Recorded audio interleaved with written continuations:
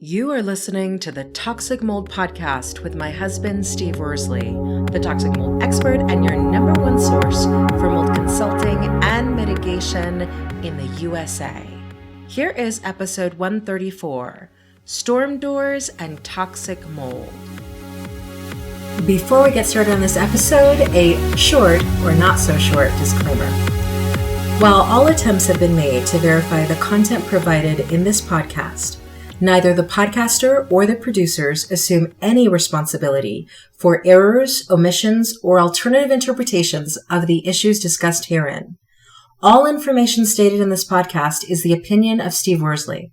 Steve Worsley is a mold specialist with over 20 years of experience in the construction and mold industry.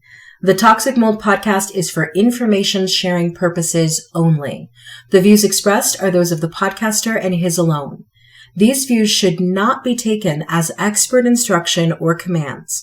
While there may be references to medical conditions and symptoms, all solo podcast episodes are the opinion of Steve Worsley, and any medical questions or concerns shall be addressed with the appropriate licensed medical professional or professionals.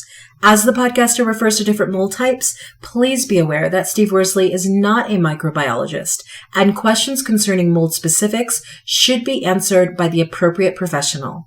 The listener is 100% responsible for his or her own actions. You can check out Steve's books on Amazon about mold and dealing with mold in your home at amazon.com/author/Steve Worsley. And if you're interested in scheduling a mold consultation, over the phone consultation with Steve, you can be sure to find out more about those and his availability at cnccontractorservices.com. Now, let's get to the episode. Hello, everybody. Welcome to a brand new episode of the Toxic Mold Podcast. Thanksgiving is now done. We are about to head into Christmas season. Yep.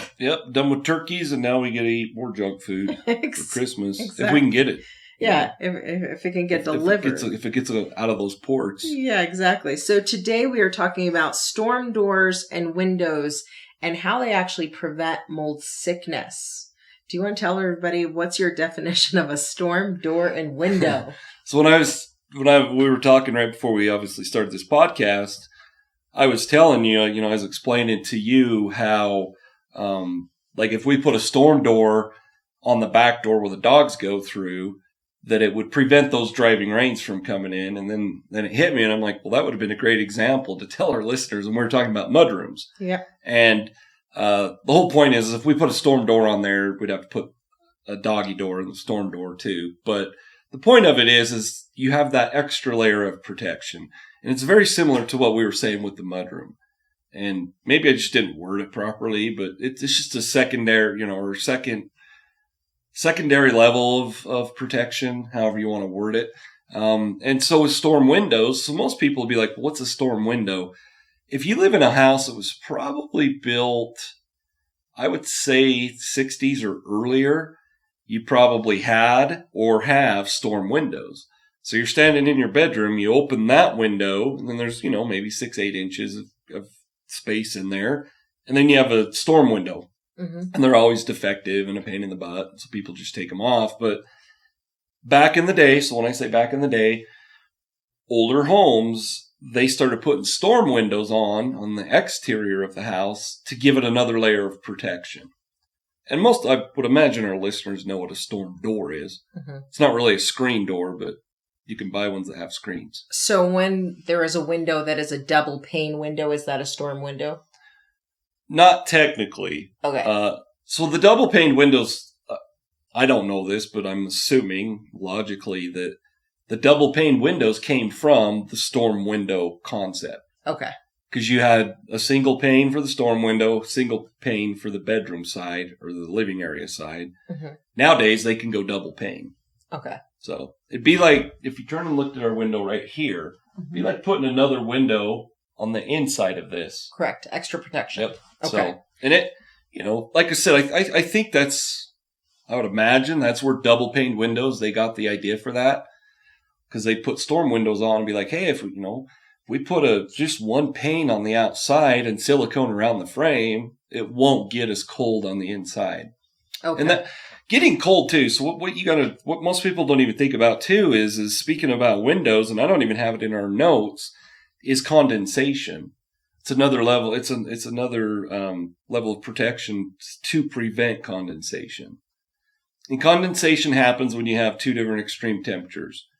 So in here, if you're, you see it in your exercise room. Mm-hmm. When you're in there working, the humidity gets elevated. It's so cold outside that condensation forms on the window. And that's because it's extreme temperature differences. That's the whole point of that too. And does that make sense? It does make sense. But what is the connection between having storm doors and windows and preventing mold sickness? To prevent that moisture from getting inside the home. It's just to prevent moisture intrusion. And it, like we're talking about with the back door where the dogs go through, when we get, and it doesn't happen very often, but it happens enough that we should probably put a storm door on it. You notice when we get those driving rains, it'll push water into the laundry room itself. Mm-hmm. Does that make sense? Yep. And it doesn't happen that often, but it happens often enough that it's pushing that water in. And that, the storm doors and storm windows also give you a level of protection for condensation, which condensation is obviously moisture that can lead to mold concerns. You think about condensation that runs down a window. Where's it going to go? It's going to sit right on that windowsill. Yeah. Yeah. So, and that's normally, a lot of times, I don't see it as much on mold inspections as I did as a home inspector, but you'd always see water damage around a window. It was, if the home was old enough. And it wasn't just because here in Wyoming, you can leave in the afternoon and it's nice and sunny, and an hour later you could have snowstorms, but thunderstorms. It's not always because people left their window open. It's just because if you think about the outside wall, and then this is the inside, you have your windowsill here. If the water can drive through the side of the windows, it's going to make its way into that wall cavity. Mm-hmm. And you've seen it. A lot of the older homes, we end up having to do a flood cut below the windows. Yeah. For that reason. Exactly. Because you pull that sheetrock off and there's mold in that wall cavity on that exterior wall. So that's we kind of got deep into the weeds there, but that's the purpose, is to keep the water on the outside. We don't want it inside that wall cavity. I would assume, though, that places that get lots of rain and or hurricane season, like Florida, most of their homes have storm shutters, doors and storm windows because of that. I would assume, we see it on TV. Sometimes they literally put a piece of plywood up against their window and Correct. Just screw it. But a lot of them have shutters that they're designed, and I can't remember where I saw it. I don't know if I'd seen it with you, but it was a commercial or I saw it on the internet or something. And it was pretty cool, like shutters that literally, you could tell from the outside they're there, but they like slide and it's almost metal, where if a hurricane's coming in, you pull those in and you latch it. There's little clasps on it and your windows are protected. But yeah, similar to that. But I'm not too knowledgeable when it comes to hurricane stuff, because we don't get hurricanes. We just get nice, nasty, cold winters. What would you say to people who are listening to this and they own a home and they don't have storm doors and windows? And so their question is it really worth the expense that I'm going to pay to have those things installed? To have new windows or storm windows? Storm windows and storm doors installed if they don't currently have them. So depending on the style of their home and their windows, a lot of our listeners probably wouldn't get storm windows installed. Okay. Just because if you look at our windows, there's nothing you could put on the outside. Okay. Now, if that window frame itself was on the inside of the wall, which is how they used to do it, then you have that space where you could put a storm window where the actual window's sitting. Does that make sense? That makes sense. You wouldn't do that these days. I don't know a contractor that would do that. I mean, I don't know. I guess I've come across plenty of contractors that don't do things the way I would do it. But for our listeners, you would probably just replace your windows and go with a dual pane window. For your entry doors, storm doors are easy to install. So I guess my point is for the windows, most of our listeners are not going to have the situation where they're going to install a storm window, but they could replace their windows and upgrade those, which is expensive. But is it worth it is the question. It all depends. I say, what's your health worth? I mean, if you have, let's just say you have windows. We have one room here that has a window that's a pain in the butt. Mm-hmm. So we have two. Every time we use them, I end up having to work on them. Well, let's just say the majority of our windows were in that condition. I would say, hey, it's worth it to replace these windows. Okay. And we can upgrade them to, ours are already double pane. So to upgrade, you'd have to just upgrade the brand. Or go triple pane, which, in my opinion, I wouldn't put triple pane windows in. Okay. And it's a great idea, but it's expensive. So I guess going back to what you said, is it worth it? Well, I mean, if you're not going to replace all your windows, you only have to replace two windows. Two windows cost you, the windows themselves, maybe a couple $100. It's hard to say because prices are changing all the time. Crazy, but you would just have to say, is it worth it?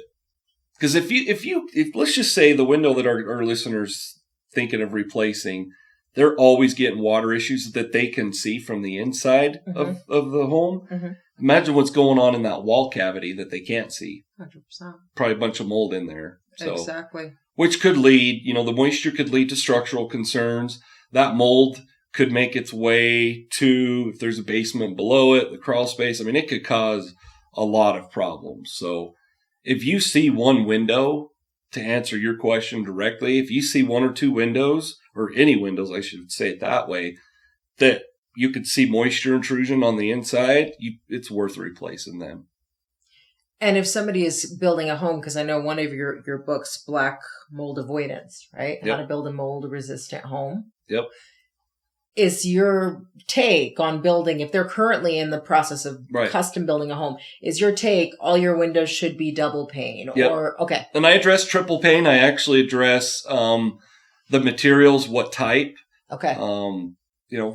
Casement, a casement window versus a sliding window. I mean, so yeah, that's all. I cover all that in the book. Perfect. Because it is, when you build a home, and any of our listeners that have gone through the process, it gets really, I'm not sure the quite wording I want to use, but there's a lot of conflicts usually between the husband and wife and how much you should spend extra on windows and doors versus marble countertops. Correct. And at the end of the day, when I was building homes as a contractor, I would tell them, and for the most part, they didn't go with what I would advise, but I would always tell them, your exterior doors and windows are way more important than a fancy countertop in your kitchen. And it's up to everybody, but it's easier. And what I would always say is it's easier to go with the higher quality doors and windows and maybe lower quality doors on the inside of the home, interior doors or cabinets or countertops, because you can always replace those. Exactly. Yeah, you can replace the exterior ones, but by the time you have to do it, it's probably causing mold issues and wood rot. So definitely something to, yep. If you're building a home, go check out Black Mold Avoidance. Yep. And for the couples out there that's listening to this and you wanted the better doors and windows, don't use me as the excuse. But it's a lot more important to go with better windows and doors on the outside when you build. Okay. And speaking of that, are there any types of windows and or doors that you would say completely stay away from because they are mold prone? Yeah. And I'm not going to name the brand, but everybody knows there's different brands, but there's a brand and they are wood window frames and they're a good brand. They're a high quality brand, but they're wood frames. Mm-hmm. I believe they've gone to metal. They have an option for metal, but I'm not sure. But just wood doors and frames, period, I wouldn't recommend. Now, if it's the kind of windows we like and that's what we want, you and I would have a conversation. I just say, hey, I'm going to have to go out there every other year to stain those doors and window frames. Mm-hmm. So it all depends on what you're willing to do. But most people, we're in a day and age where we want to put a maintenance-free siding up, maintenance-free decks, maintenance-free windows, doors. So in my opinion, Metal frames are way better. And vinyl, a lot of the cheaper ones are vinyl. I'm not saying if you have vinyl, they're cheap, but you can get a good vinyl window too. But wood frames, me personally, and what I've seen as far as mold, I would stay away from those. Okay. So then, given what you've talked about today, what's your call to action for folks? We talked about the window sills and water coming in. So just go do like we talked about last week around the doors on the inside. Go take a look at your window sills and make sure there's no paint pilling, paint missing, no indications of moisture intrusion, because, as I said earlier, if you can see it on the living side of it, imagine what's going on the exterior wall side itself or behind the sheetrock. Exactly. And if you're concerned about mold sickness and you don't know what's causing it, you do have a course in Udemy. Yep, it's a free course. We don't have any intentions at this point of making it a paid course. It's a free course, and we might change that down the road. Who knows? But for our listeners, tell your friends about it. Tell whoever. It's a free course. Yep. So, and while it's free, you can get, if we change the price, they still get it for free right now. Exactly. And be sure to go to udemy.com, look up Steve Worsley, and you can see the free course plus all the other courses. Right. On there. And we can I've been trying to do a better job. I'll put a link in the podcast comments or whatever. You've told me how to do it. Yep. I've done it, but I'll try for our listeners. I'm not guaranteeing it. I'll try to get this link in the comments. Awesome. There you heard it. We'll catch you on the next episode. Prevent toxic mold exposure before it gets in your home. Download Steve's free mold investigation checklist at tinyurl.com/CNC mold checklist. Again, download Steve's free mold investigation checklist at tinyurl.com/CNC mold checklist.